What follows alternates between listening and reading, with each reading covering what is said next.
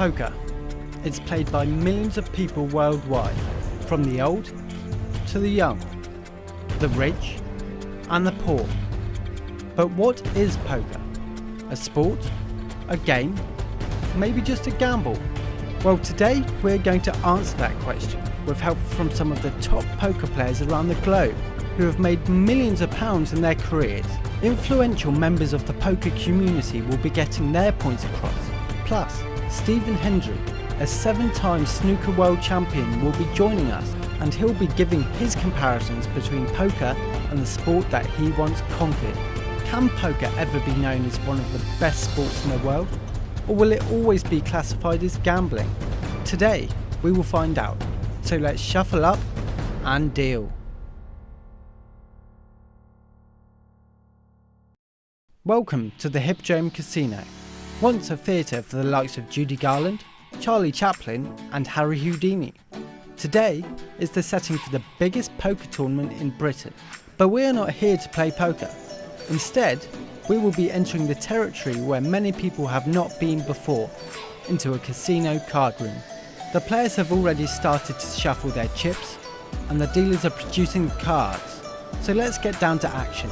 First of all, we need to see what the definition of sport actually is. Sport is defined as an activity involving physical exertion and skill in which an individual or team competes against another or others for entertainment. Now, there doesn't seem like much physical exertion here, and little entertainment, but let's see what the professionals have to say about that. Felipe Mojave Ramos, a professional poker player and poker coach, 33 years old, from Brazil. Ramos is the best ranked player in Brazil and has some sports star friends such as Neymar Jr. and retired Formula 1 star Felipe Massa. The Brazilian has a strong view on whether poker is a sport or not. To be honest, poker is more of a sport than the regular sports. So people that think that poker is not a sport at all, they're completely wrong. Ramos also believes that you have to stay healthy to be the best at poker. You need to have your mind in shape to play poker better than the other sports, because it's a mind game. And if your body and you're not in a very well situation with your body, like, you cannot play at all. After like 12 hours of play, I'm completely exhausted. I need physical training, I need massage therapies, I need everything regular athlete needs. The 33-year-old has harsh words for those who classify poker as gambling.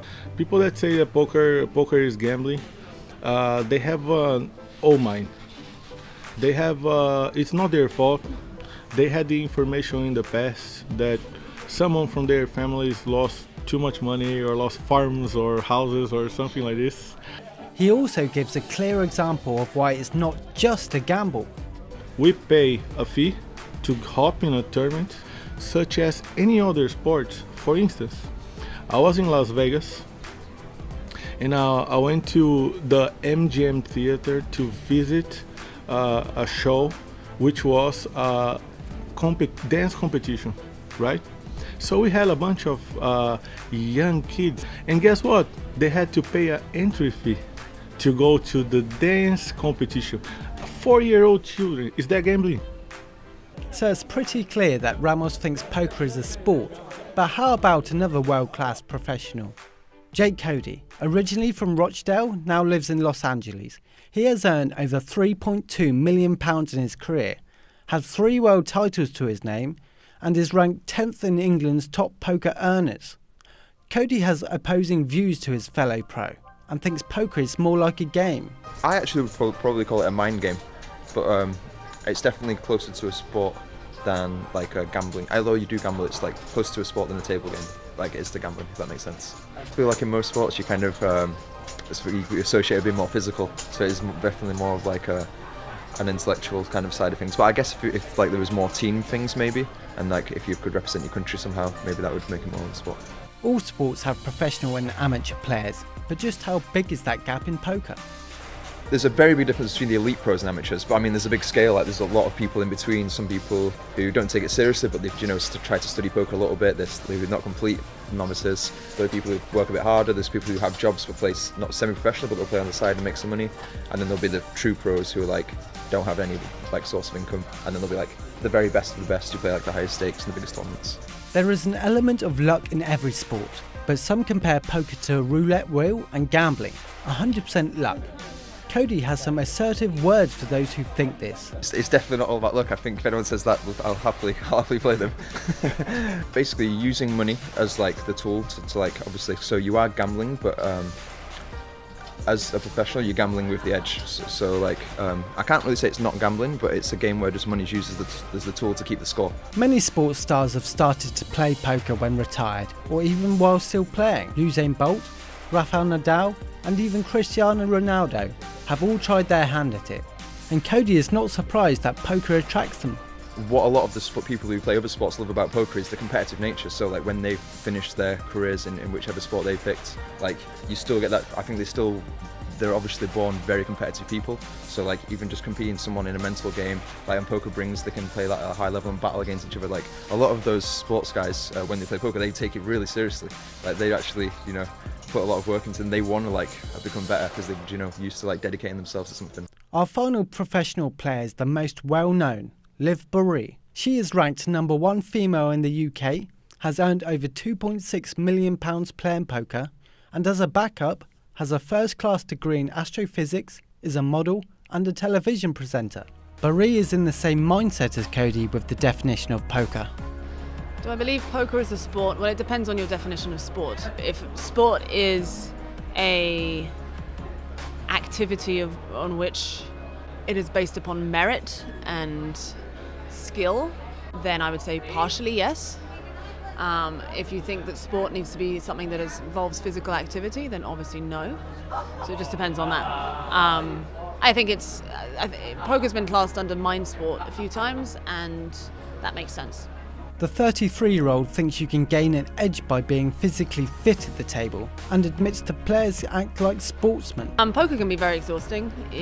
Often you'll be playing long hours. Cognitive abilities and your ability to concentrate for a long time correlates with your physical fitness too. I think that's been fairly well proven. So it definitely helps to sort of treat yourself as an athlete. She even edges towards saying that poker could be taught at grassroots, even to those who are under the legal gambling age. In terms of actually learning the game itself, in terms of learning to, calculate, to think under pressure, to understand, EV and pot odds and that kind of thing, I think, I would absolutely teach my child that sort of the poker mentality, the poker thinking, because it just enables them to become better decision makers.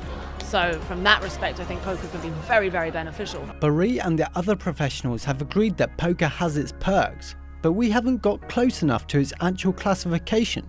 So why not ask a sporting world champion?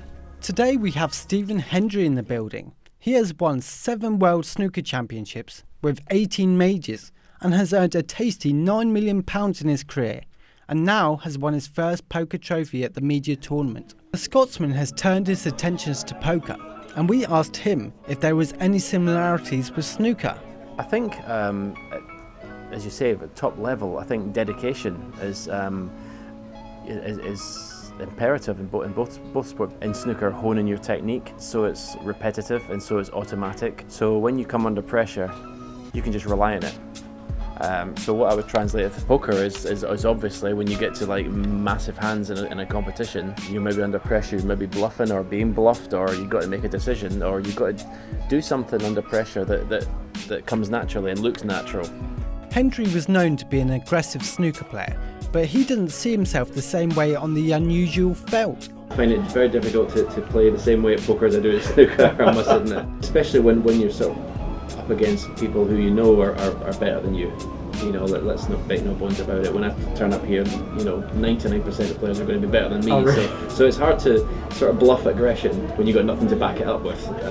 So no, I'll tend to just play in my own comfort zone at poker. Former deputy online sports editor of The Times, Howard Swains, is now a full-time poker journalist. He says that there are some big differences between sport and poker, including this.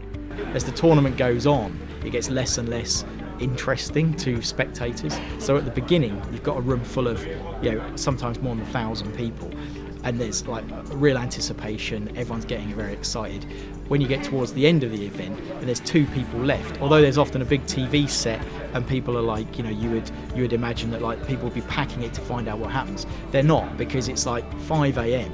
and they're also like, they have no interest in who these people are. David Curtis is the manager of live events at PokerStars. He fully believes it's a sport and compares it with life situations. It's a competitive sport. It's a mind game. You sit down, you're given, you know, certain assets to deal with. You know, as people say, like analogies in life, you play with the hand of cards you're given. You know, and you do the best you can with them. Yeah. So I mean, it's person versus person. It's strategy. It's position. It's how you use your finances. It's like life. Curtis spoke out and said that it could even end up at the Olympic Games one day. I mean, if you look at this arena, I mean, you've got some of the best players right now here in the world, you know, sitting down, playing at the tables, and yes, they do it for the money. You know, that's what a lot of sports people do. But would they do it for the Olympics? Absolutely. Would they do it for the honour? Yes, absolutely. People want these titles. Yes, the fame and the glory is great, but you want these titles. And Stephen Hendry has already got his hands on one of these titles. The people at the Hippodrome today had contrasting views on whether poker is a sport or not, but one word was used the utmost: mind game. Without any physical exertion, poker is unlikely to ever be classified as a sport, even with its competitive nature and entertainment value. Being played in casinos worldwide will make it seem like a gambling game for those with a lot of money to throw away. Nevertheless, the old, the young, the rich and the poor will still enjoy this mind game at the Hippodrome for many years to come.